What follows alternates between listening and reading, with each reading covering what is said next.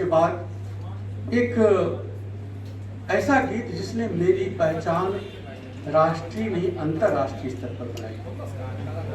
आपको मैं बताना चाहूंगा एक दो पंक्ति में, ये जब धर्मयुग में छपा था जनवरी 1972 में, बाप रे नहीं, मैं सच में जिंदा था उस समय। तो जब छपा था तो इतना, जैसे कहते हैं कि आंदोलित होना पूरा हिंदी जगत, कि बीबीसी के थे ओंकारनाथ श्रीवास्तव, अब नहीं है। वो ढाका में उस समय आपको याद होगा 71 का बांग्लादेश की लड़ाई हो रही थी, उसकी आपको याद नहीं होगा, मैंने अखबारों में अगर किताबें पढ़े तो आप मालूम होगा। हमारे बहुत से हैं, रामोदय बाबू हैं, वो जानते हैं। अभी जो पंक्ति, जो अग्रिम पंक्ति में जो है वो याद करते हैं, उनसे पूछ लीजिएगा। तो वो ओंकारनाथ श्रीवास्तव इसको रिकॉर्ड करने के लिए आए थे बनारस, और वहाँ पर डॉक्टर शंभुनाथ सिंह बड़ा नाम था, जिसे आचार्य जानकीलाल शास्त्री बिहार में, तो वो उनके यहाँ गए कि हमको बुद्धिनाथ जी के यहाँ जाना है, चलिए। अरे वो लड़का है, मैं उसी को यहाँ ही बुला लेता। और वो उनका लड़का जो है वो गया और मुझे साइकिल पर पीछे बिठाए। वो ओंकारनाथ श्रीवास्तव मुझे ऊपर से नीचे देखते रहे। उस समय बुद्धिनाथ मिश्र बड़ा नाम है, तो होगा कोई इस तरह के छरारा सा लड़का। मैं उस समय इस अभी जो देख रहे हैं उसका आधा भी नहीं था वजन में। तो वो जो गीत है अभी भी बीबीसी से प्रसारित होता रहता है, नॉन इरेजेबल रिकॉर्ड के रूप में वो है। सबसे ज़्यादा उस गीत को बजाया गया है। वो गीत मैं आपके समक्ष रखना चाहता हूँ। अभी 2-3 महीना पहले राष्ट्रीय नहीं अंतर्राष्ट्रीय स्तर पर इसका स्वर्ण जयंती समारोह मनाया गया। किसी गीत का स्वर्ण जयंती समारोह मनाना ये अपने में एक बड़ी बात है। मेरा इसमें कुछ नहीं है, जो है वही कहा कि अपनी चिट्ठी बूढ़ी माँ वहीं ख़त्म करता हूँ मैं, जो भी मैं लिखता हूँ वो कविता बन जाती है। तो ये वही है, माँ की कृपा है। एक मछेरा रात भर जाल फेंकता है, उसका दुर्भाग्य कि एक भी मछली उसके जाल में नहीं फंसती। निराश मछुए को संबोधित ये गीत है। लेकिन ये दो पंक्तियां अगर आपको याद रहे, मैं अपने नौजवान साथियों से कहना चाहता हूं, तो आपको कभी भी जिंदगी में हार अनुभव नहीं। हमेशा आप गर्दिश के दिन भी आएंगे तब भी ये पंक्ति आपको जिंदा रखेंगे और आगे बढ़ाती रहेगी। सुनिएगा। एक बार और जाल फेंक रे मछेरे, एक बार और जाल फेंक रे मछेरे, जाने किस मछली में बंधन की चाह हो। एक बार और जाल फेंक रे मछेरे, जाने किस मछली में बंधन की चाह हो। एक बार और जाल फेंक रे मछेरे, सपनों की ओस गूंथती कुश की नोक है। सपनों की, प्रातः काल का समय है, कि सपनों की ओस गूंथती कुश की नोक है।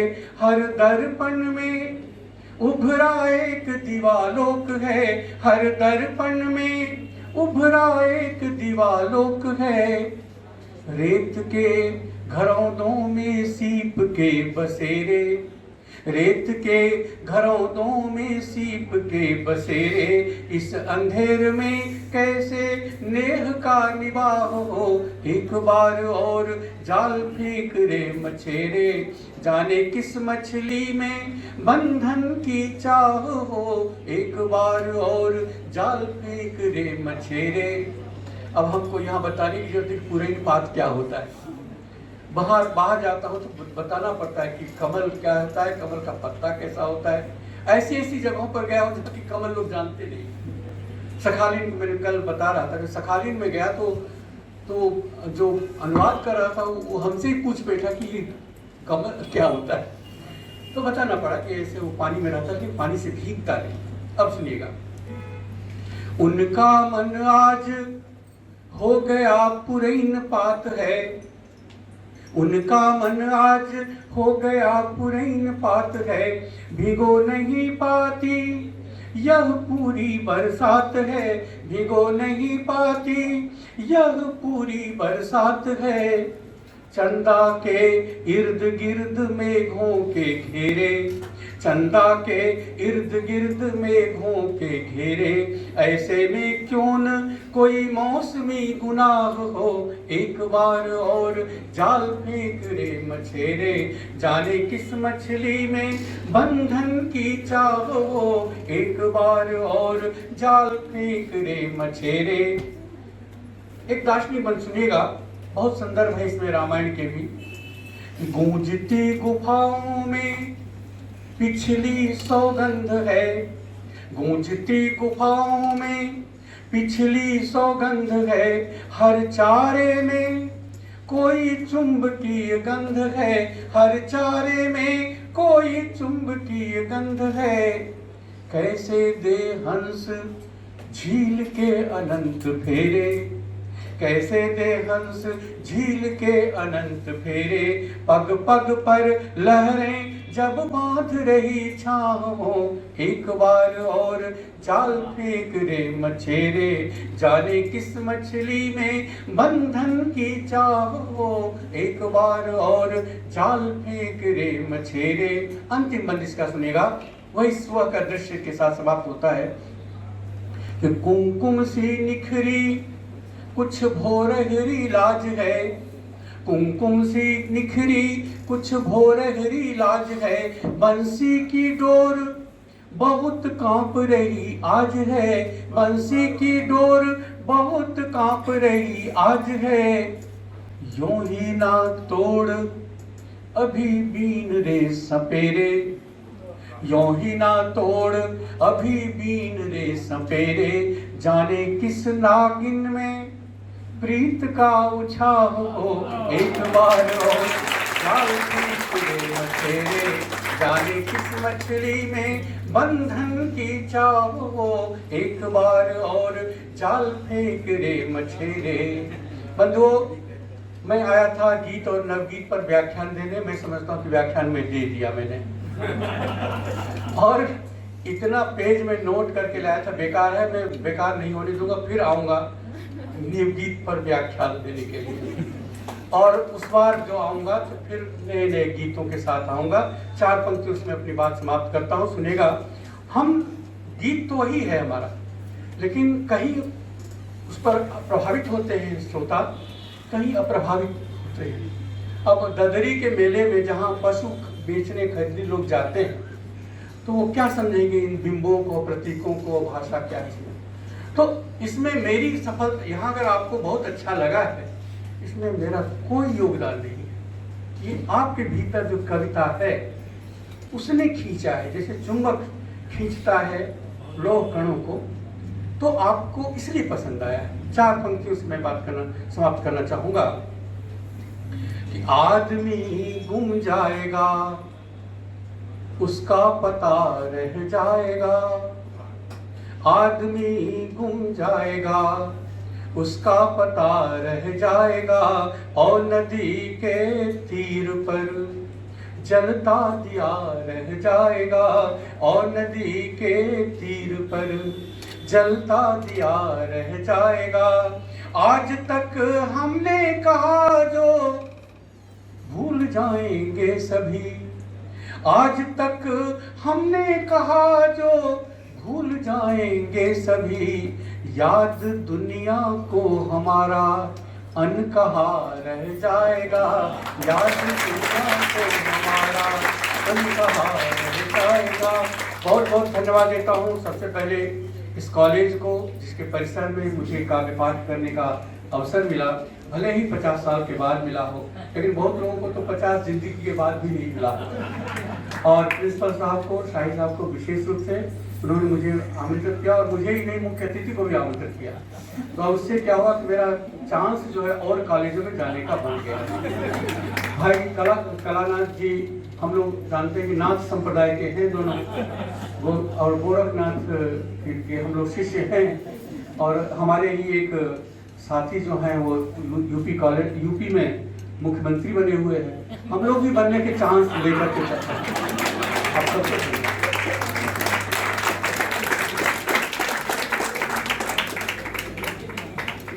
बहुत बहुत बहुत आभार आदरणीय बुद्धिनाथ जी को मैंने सोचा था प्यास बुझा देंगे, इन्होंने तो जगा दिया है। तो ये खासियत है हमारे बुद्धिनाथ जी की। मैं एक पंक्ति कहना चाहूंगा कि गले में उनके खुदा की अजीब रहमत है, गले में उनके खुदा की अजीब रहमत है। वो बोलते हैं तो एक रोशनी सी नजर आती है, बोलते हैं तो। ये हमारे आदरणीय बुद्धिनाथ जी, मैंने देखा आपकी तन्मयता और मैंने देखा कि जिस तरह से आपने सुना तो दिल में खुशी हो तो छलक ही जाती है। जो बात अभी बुद्धिनाथ जी ने कहा, दिल में खुशी हो तो छलक ही जाती है। मुस्कुराहटे वजह की मोहताज नहीं होती। आपके चेहरे पर हंसी, होठों पे मुस्कान और एक दार्शनिकता का भाव भी मैं देख रहा हूँ। जिस तरह की बातें कल मैं बुद्धिनाथ से चर्चा कर रहा था कि बंधन की भी चाह क्या होती है, और बड़ा दार्शनिक इस पर मैंने कहा कि भाई हम केवल बांधते हैं या बंधन की चाहत स्वयं में भी होती है। और इस पर बहुत देर बहुत बड़ा व्याख्यान बल्कि एक पुस्तक लिखी जा सकती है जिस रूप में इन्होंने कहा। निश्चित रूप से बड़ा अमर गीत हैं, कई कई गीत आपने सुनाए और हम सभी मंत्र मुग्ध हुए हैं। मैं अधिक नहीं बोलूंगा, इतने सुंदर गीतों के बाद, शब्दों के बाद मौन रहना ही उचित है, मौन ही प्रेषित करता हूँ।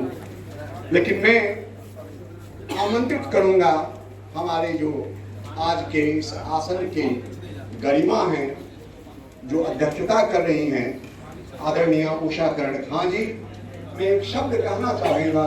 उत्तर रामचरित में भवभूति ने सूत्रधार से कहलवाया है कि ये नाम कश्चित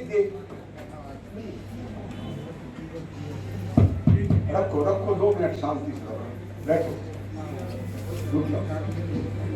ये नाम कश्चित तीनः प्रथमतवज्ञा जानन्ति देकी वपितान तत्नैषि अखिला उत्पत्सतेस्ति मम कोपि समान धर्मा कालो ह्यं निर्वधि विपलाच पृथ्वी। वो कहते हैं कि मैं जो सृजन करता हूँ वो उसके लिए करता हूँ कि जो इसको सही संदर्भ में लेते नहीं है।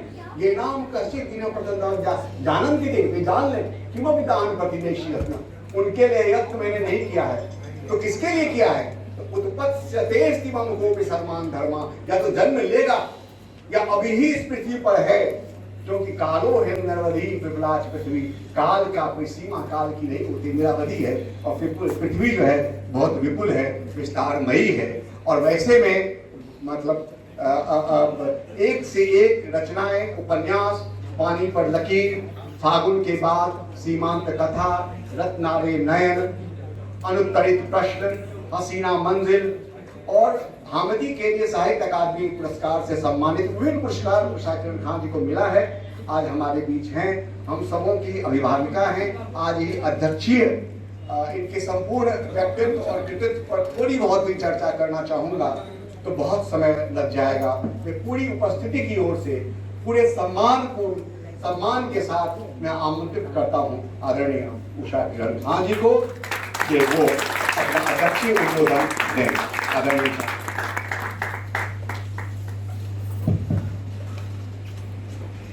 बहुत बहुत धन्यवाद कलानाथ जी, आपका संचालन आज देख के मैं चमत्कृत हुई। आपको बहुत छोटे से देख रही हूँ और आप वाचाल हैं, गपशप में बड़े ही मन लगाने वाले लोग हैं, ये तो पता था। लेकिन मंच पर इतना सुंदर संचालन मैंने पहली बार आपका ही नहीं किसी भी संचालक से मैंने देखा है। मुझे एक बार आपने मुझसे कहा था कि आप मुझे क्यों भूल जाती हैं। आज मुझको याद आ रहा है कि सचमुच ये अन्याय था कि मैं कई बार आपको भूल गई। शायद इसीलिए भूल जाती थी कि आपको बहुत छोटे बच्चे से देख रही थी, तो मुझे बच्चा ही लग रहे थे। और हमारे यहाँ पर आए हुए कुलपति गिरीश चौधरी जी, गिरीश कुमार चौधरी जी, शाही जी तो हमारे प्रिय पुराने परिचित हैं। यद्यपि नाम से गिरीश जी को और इनके काम से भी दूर से देखती रही हूँ और मैं इनकी प्रशंसक इसलिए रही कि जो कुछ संकेत में बता रहे थे उसको दूर से देख रही थी, अनुभव कर रही थी। और कई बार मैंने इसकी चर्चा भी की, सोशल मीडिया पर भी मैंने चर्चा की जिस समय गिरीश जी के साथ अन्याय हो रहा था। लेकिन अन्याय बहुत दिनों तक नहीं होता है। अभी आपके हाथ में बहुत बड़ा गुरुतर दायित्व आया हुआ है। और जैसे आपने पाटलिपुत्र विश्वविद्यालय से चले गए तो इस विश्वविद्यालय का क्या हुआ है तो हम लोग एक कॉलेज जैसे कॉलेज में बैठे हैं फिर भी जानते हैं। पटना विश्वविद्यालय की स्थिति सचमुच बहुत दुखद है, क्योंकि हम उस विश्वविद्यालय के हैं तो हमारे हृदय में उतना दर्द है उसके लिए। उस विश्वविद्यालय को यदि आप सचमुच में पुराने गौरव को, कम से कम उसके परिसर को, उस गौरव को लौटाएं तो शायद धीरे धीरे जो शिक्षा का गौरव है वो भी लौटेगा। आपका जो सारा काम है वो सभी काम को अगर आप अंजाम देंगे तो हम लोगों को आशा है कि वो विश्वविद्यालय फिर अपने गौरव को लौटेगा। इस हॉल में मैं दूसरी बार आ रही हूँ और एक बार तो हमारा ही आयाम का कार्यक्रम आप लोगों ने करवा दिया था, बड़ी कृपा थी। और दूसरी बार आज आ रही हूँ तो इस हॉल से बहुत लगाव है। पद्मश्री का सम्मान भी आपने किया। हाँ, और इसके साथ साथ एक और बात है कि ये जो कॉलेज का नाम है अनुग्रह नारायण सिंह, और उनके नाम पर ये कॉलेज है, अनुग्रह बाबू से विशेष लगाव हम लोगों का रहा है, मेरे पिता का और हमारे पूरे परिवार का, मेरे ससुर जी का, और हमारे लगता है कि हमारे मिथिला इलाके के लोगों का बहुत अधिक उनसे लगाव, अत्यंत लगाव रहा है अनुग्रह बाबू से। तो अनुग्रह नाम मेरे कान में जब गूंजता है तो लगता है जैसे अपना ही घर है। तो ये बात है। मैं यहाँ पर बुद्धिनाथ जी के लिए ही आई, ये सचमुच ये बात है। नहीं तो सबों को पता है, आप लोग जितने लोग हैं सबको पता है कि मैं घर से नहीं निकलती, कहीं नहीं जाती, किसी समारोह में मैं नहीं जाती हूँ। और मैं यहाँ आई ही बुद्धिनाथ जी के लिए। अभी भी मेरे व्हाट्सएप पर जहाँ जहाँ फोटो जा रहा है, यहाँ बहुत सारे प्रेमी जन हैं जो फोटो भेज रहे हैं और हर कोई लिख रहा है मुझको, आप क्यों गई हैं, आप बाहर क्यों गई हैं। तो मैं यहाँ पर बुद्धिनाथ जी के ही स्नेह से और उनको ही सुनने आई थी। सुनने के लिए बहुत सारा इनका रिकॉर्ड है, लेकिन आमने सामने बैठकर इनको सुनना एक दूसरा ही माहौल रच देता है। और ठीक है कि बुद्धिनाथ जी हमारे यहाँ के हैं, बिहार के ही हैं, मिथिला के हैं, और हम लोगों का बड़ा ही आत्मीय संबंध है। वो सब है, मैं इनकी बड़ी बहन हूँ, ये मेरे छोटे भाई हैं, और हम लोग सब एक दूसरे को बहुत आत्मीयता से जानते हैं। फिर भी ये बहुत ही एक सुंदर अवसर है, अलभ्य अवसर है। मैंने बुद्धिनाथ जी को अमेरिका में भी विश्व हिंदी सम्मेलन के बड़े मंच पर भी सुना है, और दक्षिण अमेरिका भी हम लोग गए थे, वहाँ भी सुना है, मॉरिशस हम लोग साथ गए थे, वहाँ भी सुना है। तो विश्व के मंच पर जो इनकी ये तालियों की गड़गड़ाहट होती है और इनकी जो प्रतीक्षा होती है, वैसे बुद्धिनाथ जी आपके मंच पर आए हैं और अपना समझ के अपनी तरह से आपकी कविताएं आप लोगों को सुना रहे हैं। तो ऐसे बुद्धिनाथ जी को सुनने के लिए आप लोगों ने जो सुना है, मुझे लगता है जीवन भर याद रहेगा। और फिर कहेंगे कि अन्य विभाग भी इनको बुलाए, अन्य कॉलेजेस में भी इनको बुलाया जाए, ये आप लोगों की इच्छा होगी, ये मैं जानती हूँ। अब इनके छुट्टी का भी तो बड़ा मसला है, इनके पास फुर्सत ही नहीं होती है, और आज बहुत अच्छी बात थी कि फुर्सत हुई, बुद्धिनाथ जी आए और इन्होंने बहुत ही सुंदर और आत्मीय ढंग से हर प्रकार की कविताएं सुनाई। आप लोगों ने अब नवगीत पर इन्होंने भाषण नहीं दिया, लेकिन बीच बीच में जो टिप्पणी दी उससे नवगीत के संबंध में बहुत कुछ जाना जा सकता है। मगर मैं कलानाथ जी को और प्रिंसिपल साहब को एक सलाह देती हूँ कि इन्होंने जो आलेख लिख के लाया है उसे रुगले ही लें और अगले पत्रिका में उसे डाल दीजिए, क्योंकि ये बहुत ही अच्छा रहेगा। नहीं लाए हैं तो इसे बात करके रिकॉर्ड कर लीजिए।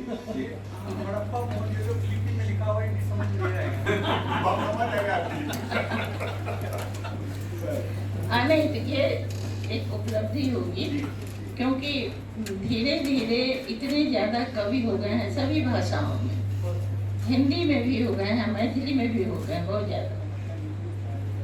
और वो कविताएं क्या है नहीं पता, एक पंक्ति भी किसी को याद नहीं है, अपनी कविता स्वयं किसी को याद नहीं रहती है।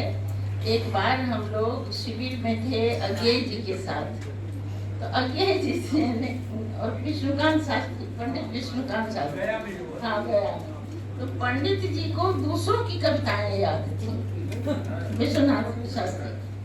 और जब लोगों ने, लड़कों ने कहा कि हम लोग तो अपनी कविता नहीं याद रहती है, तो उन्होंने लताड़ा और कहा कि जब तुम्हें अपनी ही कविता नहीं याद रहती है तो तुम कैसे ये आशा करते हो कि दूसरे लोग तुम्हारी कविता पढ़ें और उसको याद रखें। तो ऐसी ऐसी कविताएं आजकल लोग लिख रहे हैं जो उनको खुद न तो कविता का विषय याद है, न कविता की एक पंक्ति याद है, नहीं कविता का शीर्षक याद है, लेकिन कविता लिखे चले जा रहे हैं। ऐसे समय में बुद्धिनाथ जी वगैरह जो नवगीत, इससे डरता है लोग, इनकी नकल करके कुछ लिख लेगा, जैसा कि इन्होंने बताया है और आप लोगों ने संकेत समझा होगा। जो गजल सुनते हैं और पढ़ते हैं उनको पता चल गया होगा कि बड़े बड़े गजल लिखने वाले लोग इनकी नकल कर रहे थे और इनके भाई मौलिक रूप से कभी छीज रहे हैं, कहीं मिल नहीं रहे हैं। तो ऐसे समय में नवगीत पर अगर कुछ भाषण हो, कुछ बातचीत हो और बात पढ़ाई जाए तो उसका असर होगा। और बुद्धिनाथ जी जिस वक्त लिख रहे थे उसी समय या इनसे थोड़े से और बड़े होंगे शायद, उमाकांत मालवीय बड़े, और उनका पुत्र भी अभी थोड़ा बहुत लिख रहा है, यश मालवीय। नहीं तो बहुत कम लोग हैं जो गीत और नवगीत की ओर जा रहे हैं। तो ये इस विधा को मरने नहीं देना चाहिए, क्योंकि ये विधा आनंद की भी है और जो उसमें एक सूफियाना तर्ज भी है। आप गौर करें तो बुद्धिनाथ जी की कविताएं बड़ी साधारण नहीं है, उसमें कुछ सूफियाना मौलिकता भी है। तो उसके मूल में भी जाना होगा। जब ये आलेख लिख रहे होंगे या लिख के लाए होंगे उसमें यही बात हो, सुनने में बड़ा अच्छा लग रहा है, लेकिन उसके अंदर क्या बात है उधर जाना होगा। ये कोई नई बात नहीं है और बुद्धिनाथ जी भी कोई नई बात नहीं कह रहे हैं, नए तरीके से कह रहे हैं। तो हम ये आप लोगों को कहना चाहते हैं कि ऐसे नवगीत पर विचार होना चाहिए। और चूंकि ये हिंदी विभाग का है, एक कॉलेज का है और आप लोगों का है, तो इस सब पर सेमिनार होना चाहिए, वर्कशॉप वगैरह होना चाहिए। कॉलेज और विश्वविद्यालय का यही तो काम है कि हम नए नए सेमिनार और नए नए वर्कशॉप करते रहें, ताकि नई नई पौध आए आगे और उसको समझ में आए कि हाँ हमारे यहाँ और क्या सब है संचित, उस संचित धन को। अब ये आपके सामने में इन्होंने खोल के रखा कि गीत के रूप में गीत गोविंद को याद किया जाता है, फिर उसके बाद भाषा में आए विद्यापति और फिर उसके बाद ये लोग हैं उस परंपरा। तो इस परंपरा को कैसे जारी रखा जाए, इसके लिए वर्कशॉप वगैरह करना चाहिए हिंदी विभाग को। और उस ये जो पीछा छूटे उस सब नई नई कविताओं से जो किसी को याद ही नहीं रहती। आप लोगों को ये रसभंग है कि बुद्धिनाथ मिश्र की कविताएं और नवगीत आप सुने और उसके बाद अध्यक्षीय भाषण सुने। ये निहायत रसभंग है। तो लेकिन फिर भी चूंकि अध्यक्ष का ये दायित्व होता है कि वो सुनेगा और कुछ न कुछ आपको कहेगा। यहाँ 3 तरह की जो बातें हुई हैं, तीनों विषय पर मैंने आग्रह किया है और मैं अपने पटना विश्वविद्यालय, जिसको मैं अपना विश्वविद्यालय कहती हूँ क्योंकि हमने जीवन भर वही पढ़ाई लिखाई की है, मेरा पूरा खानदान पढ़ा है वहाँ, तो इसीलिए उस विश्वविद्यालय की ग्लोरी को देखने का जरूर मन करता है। जिस दिन 100 साल मनाया जा रहा था, very very very VIP card मेरे पास आया था, मेरे लिए लोग वहाँ खड़े थे, हम नहीं गए। इसलिए नहीं गए कि वो झूठ मूठ का ग्लोरी, हम क्यों, प्रधानमंत्री भी थे, मुख्यमंत्री भी थे, मेरा नाम भी वहाँ लिया गया था, चर्चा हुई थी, क्योंकि मैं पटना कॉलेज की एक मुस्लिम थी। लेकिन मैंने जाना अच्छा नहीं समझा, क्योंकि वो ग्लोरी सिर्फ आगे में साइंस कॉलेज में कपड़ा से ढक दिया गया था, पीछे तो दीवारों पर पेड़ हैं, कम से कम उन पेड़ों को तो कटवा नहीं तो वो सारी दीवार तोड़ देंगे। तो उस पटना विश्वविद्यालय के लिए जो हमारे मन में है, इसके लिए मैं अपने समर्थ वाइस चांसलर आशा करती हूँ लोग हमारी इस बात को सुनेंगे। और एन कॉलेज का ग्लोरी सिर्फ बिल्डिंग से नहीं है, यहाँ पर ये रिजल्ट में भी बहुत अच्छा कर रहा है, प्लेसमेंट भी यहाँ बहुत अच्छा होता है यहाँ के स्टूडेंट्स का। तो इसीलिए मैं एन कॉलेज पर तो आशा की दृष्टि रखती हूँ। आप लोग अधिक से अधिक, क्योंकि अपने समय का, अपने स्थान का, सबका जरा सा लाभ उठाइए और ताकि हमको जाने का मौका मिले। बहुत बहुत धन्यवाद आपको, सबों को धन्यवाद। बहुत बहुत आभार। आपके आशीर्वचन से हम सभी बहुत, और मैं समझता हूँ कि जो भी आपने कहा है हमारे लिए आदेश है, मैं उसको चरितार्थ करने की चेष्टा करूँगा। मैं जानता हूँ कि आपका सहयोग रहता है। मैं प्रधानाचार्य महोदय से निवेदन करूँगा कि प्रतीक चिन्ह दे अर्पित करें माननीय हमारे विशिष्ट अतिथियों का। उसके बाद धन्यवाद ज्ञापन के लिए मैं अजय बाबू को आमंत्रित करूँगा। बड़ी अच्छी एक पंक्ति है कि और तुझे मैं क्या अर्पण कर दूँ, किसी विधि से मन तर्पण कर दूँ, किसी विधि एक सजोने को यह प्रतीक चिन्ह और समर्पण कर दूँ। तो यह प्रतीक चिन्ह मैं आपको समर्पित करता हूँ भावना के साथ।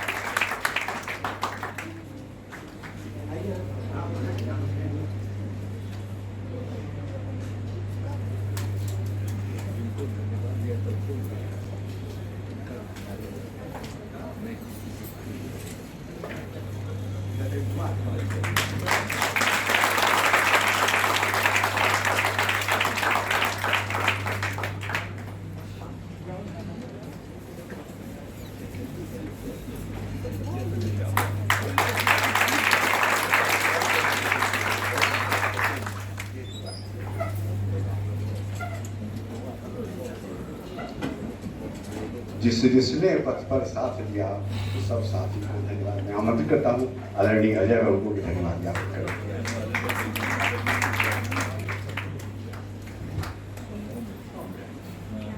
किसी भी सभा के अंत में धन्यवाद ज्ञापन की परंपरा रहती है। वैसे तो प्रधानाचार्य महोदय कलानाथ मिश्र जी ने आगंतुकों को धन्यवाद दे ही दिया है, लेकिन आज बिहार दिवस के अवसर पर बिहार जिसके लिए मशहूर रहा है ज्ञान के लिए, उसका आज संचार हुआ। और बुद्धिनाथ मिश्र जी, इतना लंबा काव्य पाठ का कोई भी कार्यक्रम हमारे महाविद्यालय में नहीं हुआ था और लोग बड़ी ही मनोभाव से, लगन से उसको सुने, आनंदित हुए और ज्ञानवर्धन हुआ। तो सबसे पहले बुद्धिनाथ मिश्र जी को हम धन्यवाद दे हैं, क्योंकि हमारे महाविद्यालय में आए और इन्होंने इतना बड़ा कार्यक्रम दिया।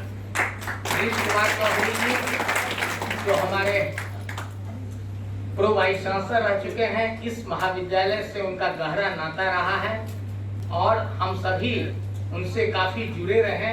अभी पटना विश्वविद्यालय के वाइस चांसलर हैं, हमारे यहाँ आए, उनकी इच्छा भी थी और उन्होंने अपना सुंदर भाषण दिया, हम लोगों का उत्साह वर्धन दिया, उनको भी धन्यवाद। उषा किरण खान जी यहाँ की आवाज हैं, हमारी अभिभावक हैं, पद्मश्री, अनेक कविताएं लिख चुके हैं, लेख लिख चुके हैं। आप सभी, हम उपन्यास लिख चुके हैं, हम सभी जानते हैं। वो आई हैं, कहीं किसी भी कार्यक्रम में नहीं जाती हैं, लेकिन हम लोगों का आग्रह हुआ, वो वहाँ पर आई और उन्होंने अध्यक्षीय भाषण दिया। उसके बाद हमारे प्रधानाचार्य जो हमेशा चाहते रहते हैं कि हर विषय पर कार्यक्रम हो, तो उन्हें भी धन्यवाद। कलानाथ मिश्र जी को बहुत ही अच्छा उन्होंने मंच संचालन किया, उनको धन्यवाद। उसके बाद बीटी कॉलेज के पूर्व प्रधानाचार्य प्रोफेसर बासुकीनाथ झा जी यहाँ पर आए हुए हैं, उन्हें भी धन्यवाद। सर यहाँ पर आए हैं, बहुत दिन पर उन्हें देखे हैं। इसके अलावा हमारे जितने भी शिक्षक साथी हैं, नॉन टीचिंग्स हैं, जितने भी मित्र हैं, मीडिया बंधु हैं, उन सबों को मेरा धन्यवाद। अध्यक्ष की अनुमति से सभा समाप्त की जाती है।